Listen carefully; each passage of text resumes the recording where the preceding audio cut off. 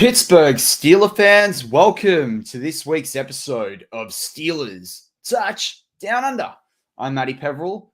I'm not joined by my usual co-host Marky Davison. He's a bit unwell, but also I am joined by my BTS colleague Andrew Wilbar, the man that knows all about the draft, fantasy, and more. And I'm very excited to have him on today's show. So, Andrew, welcome to Steelers Touch Down Under.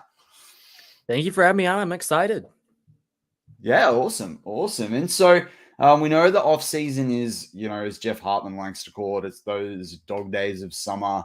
I know you do the fantasy or the Steelers fix with Jeremy Betts, and I know you guys are moving into some of that fantasy world. You've obviously done a lot around it between the draft fix. You write across the website. So just, for some of those listeners that might not listen to it, get across that show or might be new to that show or what have you. What are you and Mr. Betts looking to do going into the season? Because obviously you did some awesome stuff around the draft. I think we're going to be kind of doing a combination. I haven't talked a whole lot to Jeremy. I know we're going to be doing some weekly fantasy advice, start 'em, sit 'em type stuff like that. But we may also get a little bit into the draft, just kind of breaking down what we see in the college games that we're watching as the season unfolds. Just kind of giving little draft tidbits here and there. Maybe guys we see rising, guys we see falling. Okay, awesome. Yeah, a bit similar to what we did with Warham as well. Well, that's fantastic. So I know we've only got you for about 25 more minutes or so, and then I'll be doing some Q&A with the live chat. But the topic of this week's show really, for those listening live and those listening back on the audio side, whether it's on Spotify, iTunes, or anywhere where they get their podcasts, you and I wanted to look at some of the impactful moments of the off season so far, if we can, and sort of even potentially even rank them as well as we talk through them. So starting at, I guess, the lowest or the smallest impactful moment. How would you kick that off? Tell us one of your impactful moments of the off season so far, and then I'll give you a take on one of mine. Well, one that I think is very underrated was the signing of Tyrell Edmonds. Not so much just signing him, but for the price that they were able to sign him for. I believe it's one of the best bargains in the NFL right now. He's done a phenomenal job covering tight ends, and that was the Achilles heel for the Steelers defense for many years before him. So he's exactly what the Steelers need. He's the perfect complement to Minka. Very happy to see him come back for another year. Yeah, right. Yeah, no, I like it. Definitely wasn't on my list, but I'm glad you've gone. I'm a little bit surprised, but also it's cool that you've gone defense first. I completely agree with you. I think it's a tremendous deal that they got him for. I often say to people when there's that analogy around Tyrell Edmonds, not being a first round pick and what have you. There's actually, there's Pro Football Reference have that AV score or that AV metric that they attribute to people. And a couple of years ago, they basically went back and looked at all the first round draft picks by the position and measured that AV and created an average over their rookie contract. And for a safety, I think it was like about 5 flat, and his was about 5.12. So he actually has over delivered on being a first round safety, which might not speak a lot for first round safeties drafted in the last decade, but it certainly speaks a lot for where he sort of stacks up in that mix. So it's quite interesting. No, really like you brought up Tyrell Edmonds there. I think for me, and it's hard when you're sort of ranking them better. For me, it's Brian Flores. I think, it'd be hard not to put him on that list, but it's very hard not to necessarily, rank where that is right now because we don't know that impact. Obviously, we have had Terrell Austin move up to defensive coordinator and whether he's going to do as much as he was going to do before Flores came in the building, it's hard to say. But the fact that a lot of players are already talking about the impact of Brian Flores on this team is pretty interesting for me in terms of, you are coached by Mike Tomlin. We all rave about the coaching that Mike Tomlin provides. So, and that mentorship. So, yeah, I don't know. For you, does that Flores, I guess, acquisition, does that rank anywhere for you? What are your thoughts about that? What sort of impact do you think he might drive for the Steelers this offseason? This season of 2022. Yeah, I mean, it's definitely, it wasn't necessarily the line of thinking when you brought up the topic to me. I wasn't even really thinking about the hire Brian Flores, since, he wasn't the defensive coordinator, wasn't, hired as the head coach, but very impactful. I mean, you just think of the impact Keith Butler had on the linebackers and his ability to scheme up blitzes. Brian Flores is really just as good, if not better overall than what Keith Butler was. And I think he's going to be fantastic in that role. You have a defensive secondary guru in Tyrell Austin. I think they're going to gel really well together, but I wanted to ask you, what would you be more excited about, keeping Brian Flores around with the potential of him maybe rising up the charts on the defensive side of the ball to maybe a future coordinator, maybe even, I don't think Tomlin's going anywhere, but would you rather keep him around, or would you rather see him get another head coaching job and the Steelers be able to get a couple draft picks? It's a great question. I don't think he has been brought in to replace Mike Tomlin. Like when that all sort of came, there was that sort of talk track going around social media and Steelers pundits and that sort of stuff. Like at least the question was being asked, and I didn't agree with that. I think it's hard to the thing for Brian Flores is you kind of got to go, what's the future at the Pittsburgh Steelers? Because if the defense sucks, well, he's part of that, right? He's this special assistant to the defense, right? So I think from that perspective, it's hard to say. It's also whether Tyrell Austin, might not like the Steelers setup. I'd be shocked because they would have found that out, to date or through the recruiting process, unless he was to get offered. Maybe the defense is really good and he gets offered a coaching job. But again, without getting into the other situations that are going on, it would be odd for Tyrell Austin to get a job and Brian Flores to not get a job. I on a different podcast network put in a question recently, or a hot take, that if the Steelers have a top 10 defense and they win a playoff game this season, that Brian Flores could be the coach of the Patriots next season, right? Particularly if Belichick misses the playoffs. Now, that's a pretty crazy prediction, but you've got to think he is going to be out there and in top of mind for a lot of the better organizations, let's say. I mean, he has a pretty decent record, and what he was able to do in Miami was pretty good. However, as we've seen with Deshaun Watson, and I know they're two very different topics, but legal cases don't get resolved quickly, particularly legal cases where you sue a league and you sue an owner. And so I think this is a 2-year proposition, which is great for the Steelers. It's great for their young coaches, because a lot of, young coaches, even if it's by their experience. And so, yeah, I mean, the Steelers are getting, maybe we'll get some picks out of it, and that's great. But I mean, if we win a couple of playoff games and we're in the hunt, for that 7th Lombardi, to me, that's bigger than getting a couple of draft picks. And that's feels like heresy to say it, but at the end of the day, it's about winning football games on the field. And that's what they brought him in to do. And I think it's exciting. And there's less pressure on him. He's not the head coach. He can go in and, weave his magic in wherever he needs it. Sounding board for Mike Tomlin, which is one of the first things Mike Tomlin said about the benefit of the acquisition or bringing in Brian Flores. So for me, that's pretty big. And it also shows, I think, too, Jeffrey Benedict and I talked a little bit about this. And so I have done with Rich Schofield as well, both live and off air before, around whether Mike Tomlin employs yes men or no men, that is, coaches that are going to contest him versus coaches that are going to just follow and go with it. And if you bring in a guy like Brian Flores, that's a really good thing, because that shows that you're willing to take in new ideas, and learn off other people. And you don't just need people nodding and going along with, what the status quo or whatever the new thing that you want to bring in as the head coach. But great question. No one's asked me that question, so that's awesome. All right. If we go moving up the list, what's your, next, most impactful moment of the season as we head toward the most of all impactful moments? I would say another thing that really stuck out to me was the offensive line acquisitions in that first week of free agency, when the Steelers brought in Mason Cole and James Daniels. And James Daniels has gotten a lot of the attention, but Mason Cole, I think, is the perfect signing for what the Steelers need in a center. After last year's debacle with Kendrick Green, it allows Green to take a step back. Maybe we know the Steelers are trying him out at guard. We'll see how that works out, but allows Green to take a step back. The pressure's now off. And Mason Cole, he's not ever going to be a top 3 center in the NFL, but he's very consistent, and he's displayed consistency really throughout his entire career. And that's what the Steelers need right now. They just need some stability, something that they can expect, just to have reasonable expectations early on. I think he's a great fit for just the situation the Steelers are in right now with a lot of transition on that offensive line. I think he's going to provide stability in year one and maybe down the line. Yeah, so nice pun there. But interesting you brought up, the offensive line there. Like I had James in at the fourth spot, James Daniels there, and at the fourth spot for me if I was ranking them top five.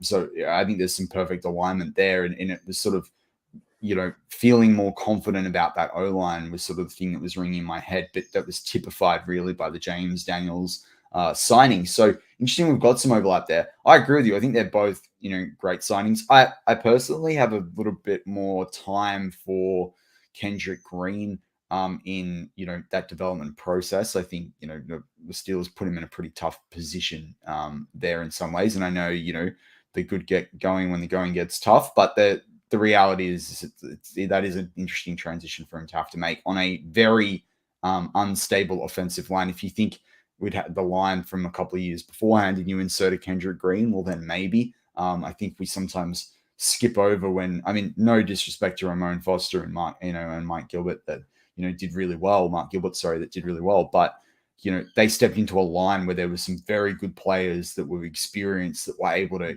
make that cohesive. And last year's offensive line was a fourth round draft pick in Dan Moore Jr., Chooks, who, some of us have differing opinions to the Steelers. You got Trey Turner coming toward the end of, any sort of, real starter, I guess that starter, top form. And then you have a guy like, Kevin Dotson, who's still developing himself and, suffered some injuries. So I think it's for me, I like that they were confident in who they brought in. I agree with you. I think Mason Cole's got something like 48 games of experience. That's a couple of years there that takes the pressure off Green. But I think for me as well, it's exciting is Green will start games on this line. He will be, for me, the backup at least at guard, and probably the backup there at center potentially. But I actually think it's good to bring in competition. I think a guy like Green and his character and what we've seen to date, should really thrive in that sort of competition. So we might see a much better Kendrick Green. And either way, at the end of the day, we need someone giving the ball cleanly, to the quarterback, particularly if it's Kenny Pickett. I still think, there's some centers out there, some experienced centers they should go after as well. So, and if there's some cuts that are made, there's still, I wouldn't lock down the center position with Cole and Green right now. But I agree with you, like the acquisition pair of Daniels and Cole is huge. It's funny. I was going to say Daniels when we spent more time talking about Cole and Green. Go Michigan, go blue. That's yeah. So, what do you have another? What's your next sort of ranked impactful moment? Your, I guess, number 3 if we were doing 5 of them. I went Ben Roethlisberger's retirement here, and I could understand, if someone put that as the top one, just based off the impact of a player of Roethlisberger's caliber, calling it quits. But I think we kind of all expected it to happen this year, which is why I don't have it higher on the list. Yeah. But definitely just the impact that it makes. We saw the trickle-down effect with just all the flurry of moves the Steelers made at quarterback, some of which maybe we'll get into in a second. But just the legacy that he left here, I mean, in my opinion, can go down as the greatest Steelers quarterback in Steelers history. And just the impact that he made in an era, where, really just the way it started, coming in, being pushed in earlier than what people expected them to start, and having so much early success, but being able to sustain that throughout a career. We see so many quarterbacks come in and, show that early in their career, they've got a lot of potential, and then they slowly die down. We never saw that with Big Ben. Whenever he was healthy, he was reliable. He was so fun to watch when he was throwing people off his body and carrying 5 guys on his back. It was just awesome. Just his legacy and just meant so much to this organization. And it's, again, like I went the Flores route and you went the Ben route, and I didn't put Ben's retirement in the top 5. I did have Pickett sort of as my third, so my middle of the pack. If I sort of sat down and we wrote top 5. We were going to see how well you and I did to get through it in the show, and I think we might get there, which is great. But I had Kenny Pickett, the drafting of Kenny Pickett there as number 3. I didn't have Trubisky in my rankings, but I did have Kenny Pickett there because, if he turns out to be the next guy, well, then obviously it was number one. If he doesn't, then it's still an impactful moment because you missed with a first-round draft pick and you missed on the next quarterback. Not that I think that's going to be the case necessarily, but when you look at it, for me, like, they've had time to adjust to Ben. But you're right, like, there's so many highlights I've even seen in the last 2 months, like just 30-second videos that do the round on social media, or someone shows a clip of something somewhere. And like, it's Big Ben in his prime, and it's, as you said, throwing guys off his back. And there's stats that there was one stat that I saw that compared him in like the fourth quarter to other quarterbacks in the first 6 years of his career or something like that. It was brought up during like a playoff game, and it was like a sort of a repeat of the sort of pre-game preview. And you just look back on it, like, those last sort of 3 to 5 years, just apart from, I know he threw 5,000 yards in 2017, but it wasn't that like classic Big Ben. There was kind of two Big Bens by the end of it. And as a Steeler fan, it particularly, one of your and my age, like we're quite young when, when he was sort of in that, prime's probably the wrong word, but the earlier years of his career where he was doing more of that, I guess, taking a bit more risk, at least in letting the pocket collapse, not necessarily in throwing the ball. I think he helped through, kept on the risk side there for a while. But, it is really interesting when you look back at that retirement and how impactful that is for the organization. And I think, as Steelers fans, because we knew it was coming, because we've had almost a year to, really digest that, you don't really think about it as for some people going into this season, and you lose a franchise quarterback. That's a big deal. So I'm really glad that you brought that up. Now, obviously, for me, I mentioned there Kenny Pickett, and you sort of got a feel for why I thought that was an impactful moment. Do you have any other quarterbacks on your sort of list of impactful moments? I do, because kind of the one I had second as my second most impactful move was the signing of Trubisky, because I love the fit that he is in Matt Canada's offense. We're just with the motion, being able to play under center, being able to move outside the pocket. It all plays to Trubisky's strengths. And I am so hopeful that he'll get at least one full year to be able to prove himself. I mean, I'm one of the ones who believes that he had a nice recovery in Buffalo. He was in just a good situation there behind Josh Allen, got to sit and learn. I mean, he's kind of a poor man's Josh Allen in some ways. They have similar style of play. I just really think that it was a good mental reset for him, because really, he has all the tools. It was just all mentally. He just got a bad start right off the beginning. The Bears overdrafted him. Bears fans knew it. And Bears fans really didn't give him a fair shot afterward. I mean, he was getting booed, I believe, at the United Center not long after he was drafted, like a month after he was drafted. And, obviously had never played a game with the Bears yet and was already being booed by fans. And that hurts a quarterback's confidence early in his career. And we saw him kind of get rejuvenated with Matt Nagy that first year. But then after that started to taper off when he was on such a short leash by those fans. Anytime he made a mistake, they wanted to pick at him because, Patrick Mahomes and Deshaun Watson were drafted after him. Yes, they were, but really, we've seen Trubisky at his best, and when Trubisky's at his best, he can lead a team to the playoffs and take a team somewhere. And if it weren't for double doink, who knows what would have happened in that playoffs? So I'm excited for Trubisky. He has a better team overall than what he did in Chicago, and I think he's going to do really well and surprise a lot of people. Yeah, I agree with you. I love that. I forgot who said in the offseason. I think it was Brian Anthony Davis bad, but he talked about, if you weren't in a time machine, he said the Steelers, we're going to get the best free agent quarterback and the, one of the top quarterbacks in the draft, depending on who you talk to. You'd be pretty happy with that, right? Like you'd be pretty happy with that, and not need a top 10, draft pick to get one of those top quarterbacks. I think you're right, like with Trubisky as well, because yes, there was guys like just Sean Watson in that draft class, but if you're not picked in that top 5, if you don't go number 1 overall, there's obviously a lot less pressure. And so I think, Trubisky had that. Look at the way Steelers fans feel about Mason Rudolph. Look at the way, fans have felt about many different picks that have gone through this league, and how quick we are to criticize. So yeah, I agree with you. I think Trubisky he was a hard one to keep off the list. However, because of this team, the way it was built elsewhere, they were either always going to draft a decent quarterback or make an acquisition to get one. Like, to me, the confidence in going and trading for Minka means that I'd never discount what this team might do on the trade market. Like in the preview last night, Jeff Hartman mentioned the best trade being Jerome Bettis. And I think you have to say that today. But if if we win a Super Bowl with Minka and he ends up in the Hall of Fame, I think it's hard not to say Minka. I mean, look at the impact of what he does on that team. So, and I know we don't have you for too much longer, so I want to get through a couple more if we can. What was your next most impactful moment of the offseason? Well, we're now right up to the top on mine, and that was the drafting of Kenny Pickett. You know, Okay. I already promised Matty, I'm not going to make this any Malik Willis talk. I'm not going to. But when you're just talking about the impact, you know, whether good or bad, like you said earlier, you know, I agree with whether we hit or miss, the impact is going to be felt for years. If the Steelers hit and Kenny Pickett keeps this team a contender for many years to come, obviously, many, including myself, are going to be happy about the selection. If he doesn't work out, who knows how quickly it'll be until we're back talking about quarterbacks again. I certainly hope it's not this time next year. But, you know, in 2024, are we already talking about quarterback 2025 draft? You know, I mean, I haven't looked that far down the list in terms of draft prospects.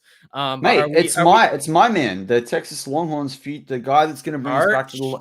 It's Arch. I said it to Jeffrey Benedict about 4 weeks ago. I said all that's going to happen is if Pickett fizzles out, Arch Manning will go to the Longhorns. He'll be ready in like 2025, 2026. Steelers and then Peyton Manning will buy the team. Well, please no. Anyway, sorry, I interrupted you. I honestly, what would you think if Peyton Manning actually bought the Steelers? He's probably one of the few people I'd trust with it, right? Like, do you know what I mean? Like, yeah. But the problem I think with Manning as an owner is, can he stay away? Right? Look at the challenges Elway's had, and Elway, yeah, this is funny because he brought in Manning, but they won that championship on defense. They didn't win it because of the quarterback, right? So that would be that'd be the tough thing that I think that ex-franchise quarterback would have to deal with is really like, can you stay away? Can you let the people do the right thing? You know, don't be a Jerry Jones and put your fingers in every pie and then everything comes out smelling like crap and moldy. Like, you know, so. Well, if he drafts Arch, we'll be good for 15 years, right? Yeah. Oh, yeah. But you know what? Imagine if he held the number 1 pick. I'd trade it just for fun. You know what I mean? Just to like rev everyone up. But, imagine the family gatherings at the holiday time. Well, the thing is that physically, the reason his rating is high, to get into that, so everyone realizes that, is people are factoring the cerebral element of the game and the unteachables and the intangibles. But like the other physical traits are great, but they're not necessarily the best that's going around there in college right now. So, yeah, it's quite interesting. It's quite an interesting scenario there. But yeah, I think that is interesting on the Pickett side. I had the other couple, and I want to get your opinion on them. Second on my list was the signing of Larry Ogun Joby. I think for me, and I had him higher than, and people say, Matt, you had him higher than Flores. That's really interesting. To me, he solidifies that defensive line. If we didn't have Flores and we still brought in Ogun Joby, I think all of us would be sitting here really happy. And I think for me, it fills a massive gap. It means they're not going to rush to Marvin Leal. You know, people forget Wormley had 7 sacks last year. If you insert Ogun Joby into that mix and you get him doing, I know that, you know, there are slightly different players, but if you get him doing some of those things, if you can set Wormley up to get 7 sacks, well, I'm pretty excited with what you can do with Ogun Joby, right? And Tuitt needed probably a bit of freshening up. I love Tuitt. But Ogun Joby is someone I've been a fan on for a long time. It's been no secret of that. Someone I talked about back in March. I was talking about the acquisition of Ogun Joby for a couple of minutes on More Room that just sort of went under the radar. So are you thoughts on Ogun Joby? Do you think he deserves to be one of the impactful moments of the offseason? Yeah, I agree. I thought about adding him to the list, and I don't have a problem with you having him that high because I was super high on him in 2017 when he was coming out. Loved his tape. He is just a game wrecker. And with Carl Dunbar now, this is probably the best defensive line coach that he's ever worked with. I mean, like you said, Carl Dunbar got 7 sacks out of Chris Wormley, who coming out of college was not a good pass rusher at all. And really at the beginning of his career in Baltimore, he was not a good pass rusher at all.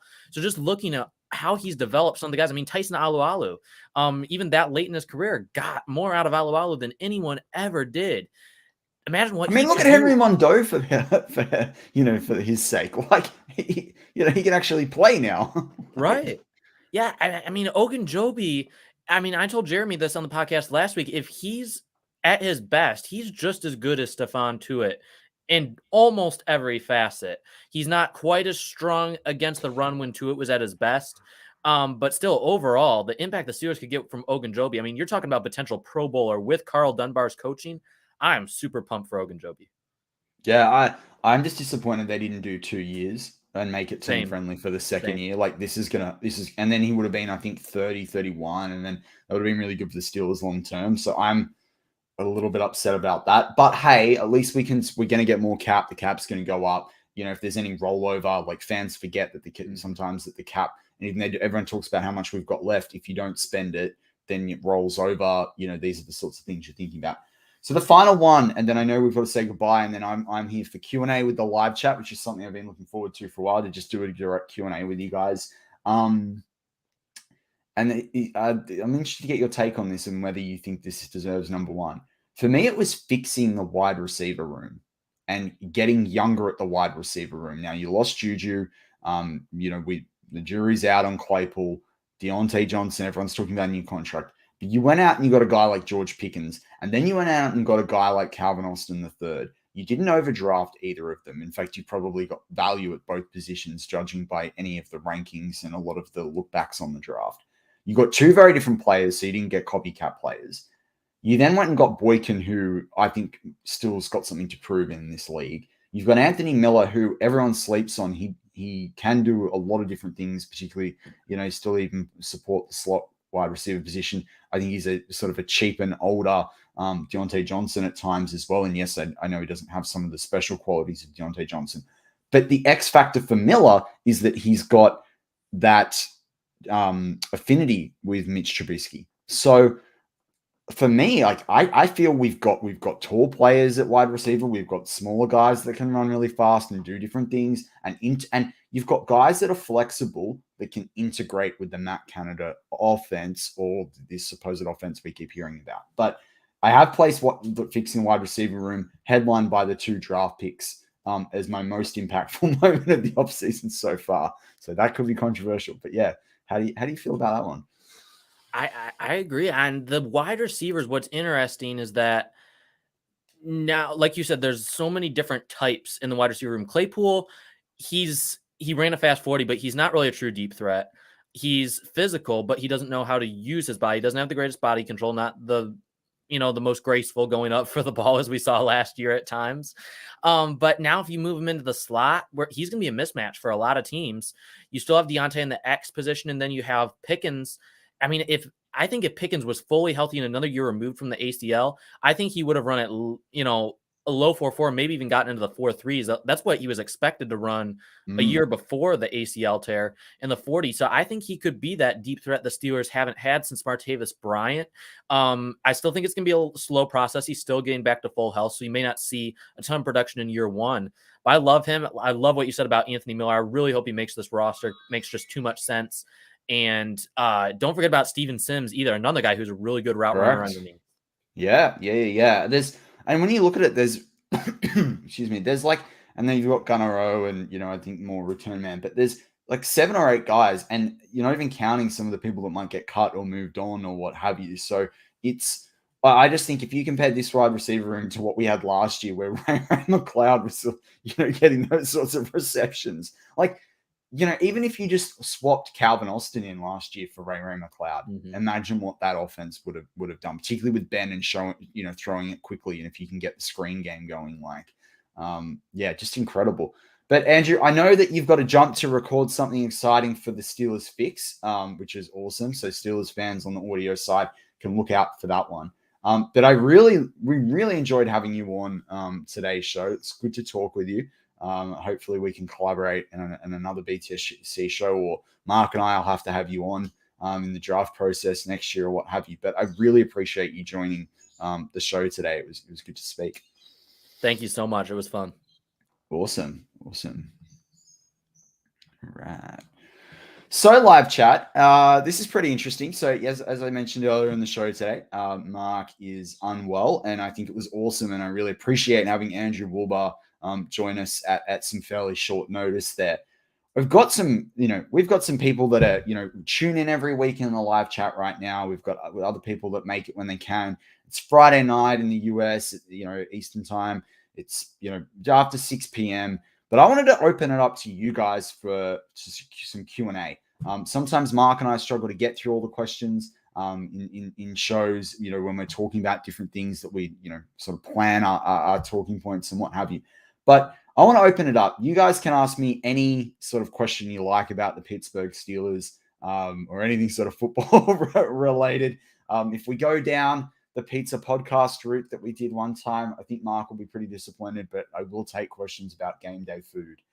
So please throw those questions into the live chat. I think Mark's in there, Steeler Nation Australia. He's said, thanks, Andrew, for filling in. I'm not crazy, just a little unwell. Yeah, mate, we hope your throat gets a bit better.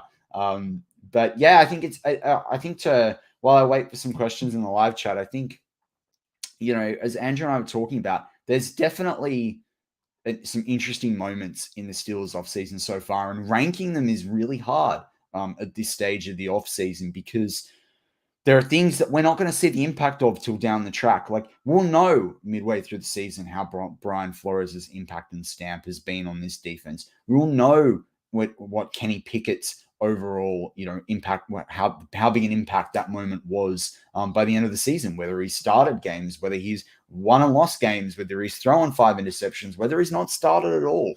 These are the things that we're going to sort of see as the season rolls on. Jerry Cherrybrand says it sounds like a Rod Thomas song. That's hilarious. Mark puts in the live chat, did I grow a beard in 2 hours? No, but this is under 3 weeks. So yes, it's getting thick. But that's just the way it goes. And I'm growing a beard for the winter and might look a bit Tomlin-esque for those that are looking visually, that has sort of the bit coming out for the chin. But I haven't really decided how it's going to go, but it's not going to be, it will be sculpted at some point. I'm not going to be doing the Big Ben, elbow injury, recovery beard from there. One of the other things, with an absence of questions in the live chat, one of the other things that I thought about when I was doing this list of impactful moments in the off season, and we talked about the loss of players, that offensive line, and I'm really glad that Andrew Woolbar brought it up, is that offensive line needed some consistency. That offensive line needed to get younger. The fact that we were able to acquire a guy like James Daniels he's just about to go 25, I think it is. That experience, that quality, moved over to right guard last year and had some struggles early on, but then his PFF grade went from like a 70, 71 in weeks 1 to 3 to like a 75 by the end of the season. So it showed that adjustment, regardless of what you think in PFF grades, but a jump of, about 5 in PFF grades is a pretty decent jump from the blocking perspective. Bringing a guy like that, bringing a guy with almost 50 games start of experience in Mason Cole does really shore up a inconsistent offensive line from last year, and one that had a lot of change. We did have a question from Mark, so he's jumping in. This is cool. We kind of get to do the show in a weird way. Isn't the virtual world cool? He says, okay, serious question. What is the most exciting aspect about this 2022 season? Yeah, and that's a great question, I think. The exciting aspect of 2022, and Mark, you and I have talked about this off air a lot, is really around the Steelers. As a Steelers fan, we're going through a refresh period, And I say refresh, I don't say retool, I don't say rebuild, because we're seeing potential future starters for 5-10 years at positions. We're seeing a change in methodology. You're seeing Mike Tomlin, with the Steelers not having franchise quarterback in Big Ben. You've seen other changes at the coaching position. So it's a real refresh in my mind. And as Mark and I have talked about a number of times, and I think I've shared it on War Room, and I know I've mentioned it in touch on these Touch Down Under shows, and that is often Dave Schofield, Jeff Hartman, and Brian Anthony Davis will talk about, but particularly more Dave and Jeff with Ben, They were coming out of college. They were starting their early life. They've grown up. They've become fathers. They've got, teenagers. And then now that Big Ben leaves. And so if you're someone that's, not necessarily gone through that, phase of life yet, or you're probably like, my age and in early 30s and below, this is a really cool time to refresh with a quarterback. This is a fun time, like, someone that's probably going to have kids in the next couple of years. At the end of that next, if it's Kenny Pickett, I'm going to be able to say, I remember drafting him. I remember doing all the podcasts about Kenny Pickett, and then, watching a retirement when they're a teenager. And you think about you mature with the team as it goes on, and the longer you support the team, the more errors you go with. We've got BTSC listeners and BTSC contributors that, were there through that 70s and 80s period. That remember, or and I mean that by early 80s, remember the 90s and the close calls. So for me, the exciting aspect about this 2022 season is we have no idea what it's going to be, and that's exciting. It's not comfortable, and if we follow Mike Tomlin's thought process of being comfortable in the uncomfortable, we should be comfortable in the uncomfortable. We're one of the most winningest franchises in sports. We're one of the best franchises in the NFL.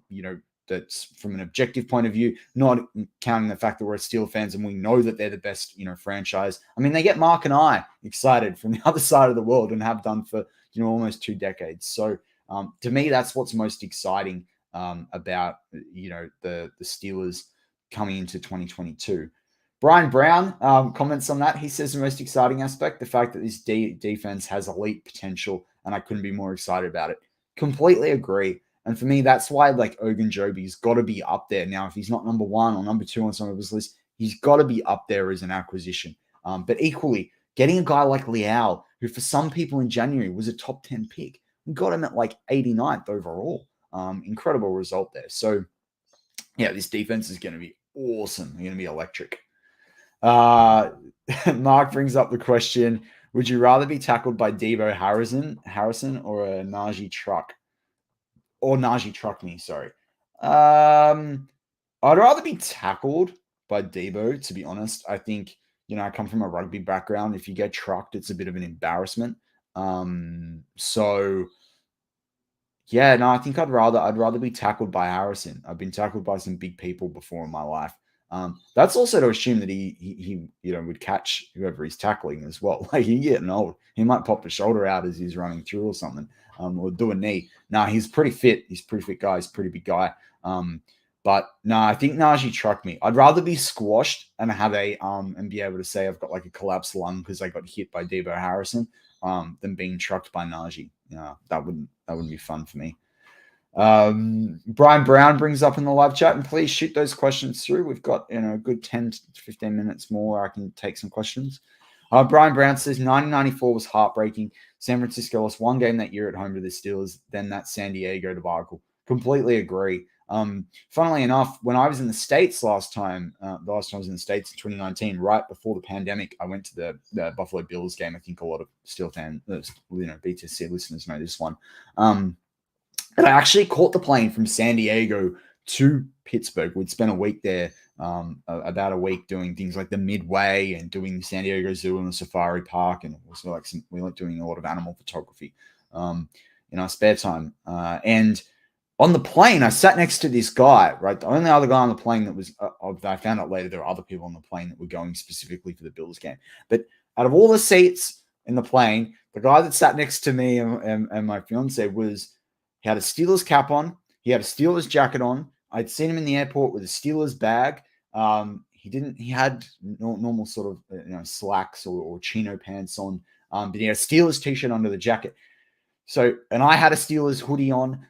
So we sat next to each other. So, and, an older gentleman. And so about 10 minutes after we were in the air, I said to him, look, I can't help but ask, you're in all this Steelers gear, you live in San Diego, or like, what's the go? And he was sharing with me that he'd grown up in Pittsburgh and he'd moved over 25 years beforehand, but he always goes to a couple of big games, and he'd circled that game in the Bills for the Bills to go watch it. And because he thought it would be a good game, just like I had.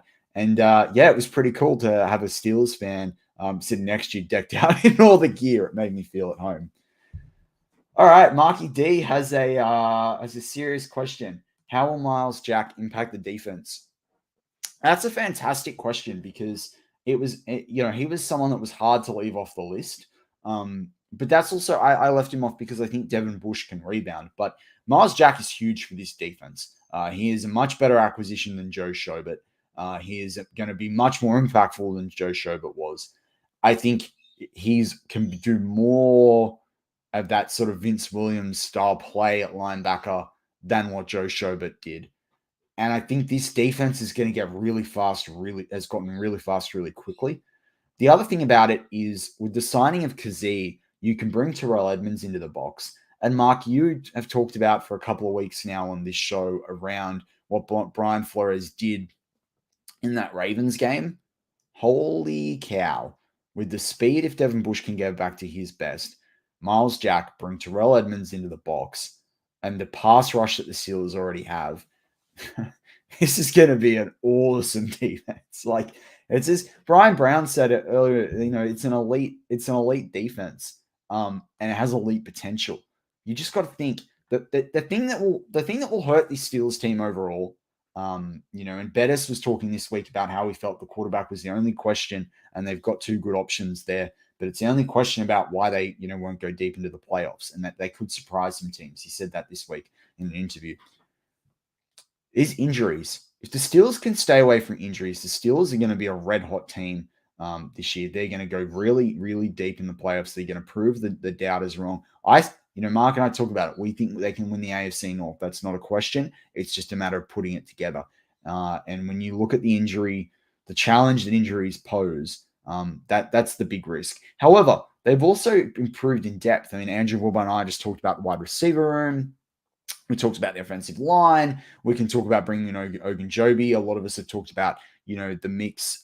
Jeffrey Benedict did a great show, a month or so ago around how Loudermilk and Wormley, if you put them together, you'd have an awesome lineman, a defensive lineman. Wormley great at the pass rush, Loudermilk better at run defense. And so, I think the Steelers have gotten better in a lot of different positions. You've heard Najee talk about the fact he won't be on the field the whole time. That just immediately makes you think of what are the sweeps they're going to do with Pickens and Claypool and Austin. How are they going to intertwine Freiermuth into the mix? Freiermuth is building a really good rapport with Kenny Pickett. He's been off at the quarterback training camp with Kenny Pickett. That's a really good thing as well. Freiermuth caught 60 out of 79 balls last year. That's plus 75%. If Pickett does have to come in, if he's not starting, it's really helpful if he's got an affinity with a guy like Pat Freiermuth. So all these things are really exciting. Mark with the other question. So this is becoming firing off the questions, Marky D. I like it. Got a couple minutes more. So Steelers Nation Australia or Mark Davison. Marky D says, will Sutton play this big this year in 2022? I think he's going to have to because, again, it's like wide receiver. It's like offensive line. You're going to have players that, they could be injuries. Let's be frank about it with the Spoon or Wallace. And you need him to be able to step up. Those two can't do everything. You need to be able to spell them. I love the Wallace acquisition. I still have questions about either of them as a number one. But Sutton, if you can have, a guy like Cam Sutton as your third depth cornerback, that can also do stuff at the safety role if forced to as well, and allow a guy like Norwood to keep developing. Again, this is some really great depth. And Sutton comes up with great interceptions in games sometimes. So, yeah, I think he'll play big, but he's going to have to step up in those key moments as well. Brian Brown says, I'd probably watch more Miles Jack than anyone in this chat. Miles Jack is good against the run and pass. Yeah, Brian, I've watched a lot of Miles Jack too. You probably will have watched more. It's hard. I've got to keep across a lot of different things as well. And it's not a competition anyway. If you watch more than him, I'll take your word for it any day. But what I would say is that I've not had the opportunity to contest too many people that I know. I don't think Miles Jack can defend against the run, but I think that's a slight on Miles Jack. It depends what you're asked to do. And look at his frame. I think he's 6'4". He's like 238 pounds, 242 pounds. He's bigger than Devin Bush. He can play that role if he's got to as well. So I really like it. The other thing I like, and I thought about this with some of the moves last season, and I do kind of back it up with some moves this season. The Steelers, they've got versatility. They could play some some of the 4-3 formations now, and Miles Jack could be really valuable in some of those formations as well. So yeah, I think Miles Jack's incredible. Give a guy like that to Brian Flores, a guy that's experienced, a guy that doesn't have to learn how to be an NFL pro, just needs to get on the field and make plays and learn the playbook. Yeah, this is going to be so good. So good. Brian Brown says, who's Will Sutton? Did I say Will Sutton? I know I definitely said a few Cam Suttons. But my bad there. Mark Davison says, Miles Jack will turn into a true Steeler real quick. Yeah, he just needs to lay a hit on. He just needs to basically do a Robert Spillane, smash someone, grab. I think the big play for him first is either going to be a fumble recovery from someone else, or I'm tipping it's actually going to be an interception. I think Miles Jack is going to end up with an interception. That's going to be his big play outside of tackles for a loss. And this is why, I think Brian, when you throw it in the live chat, Brian Brown, but I think Miles Jack is actually quite a good tackler. And through the last couple of years, I've heard a lot of interviews with Luke Kuechly, and Kuechly talks about the fact that linebackers should be focusing on the biggest stat they should focus on is tackles for a loss, because they kill drives. They put people back. They show versatility between run and the pass. And a lot of the time that stat is just sort of forgotten or determined as being not as important. And in fact, actually, when you look at the analytics and statistics of games, it is in fact really important. So from that perspective, I think that's something that Miles Jack can really bring to this linebacking room and this defense. Brian says, don't worry, Marky D. I keep calling Levi Wallace Levi Garrett because of that stupid chewing tobacco radio. Robert says, Mark, did you take your medicine today? I think Mark definitely would have had his cough syrup. But I think with that, we're going to wrap up this week's Steelers Touch Down Under. I'm Matty Peverell. I miss my co-host, Marky D, but very thankful to have Andrew Wilbar on the show. On the audio side, hope you guys enjoyed listening to the show back. Hope it works with this two-part format that we did this week. Looking forward to joining you guys next week. Marky D and I will be, hopefully back on deck with another exciting show. Look out for all the content coming from the Behind the Steel Curtain family of podcasts, the network of podcasts, and of course, great articles across behindthesteelcurtain.com, your one-stop shop for all things Pittsburgh Steelers. And in Mark's absence, I'll just say it, go Steelers.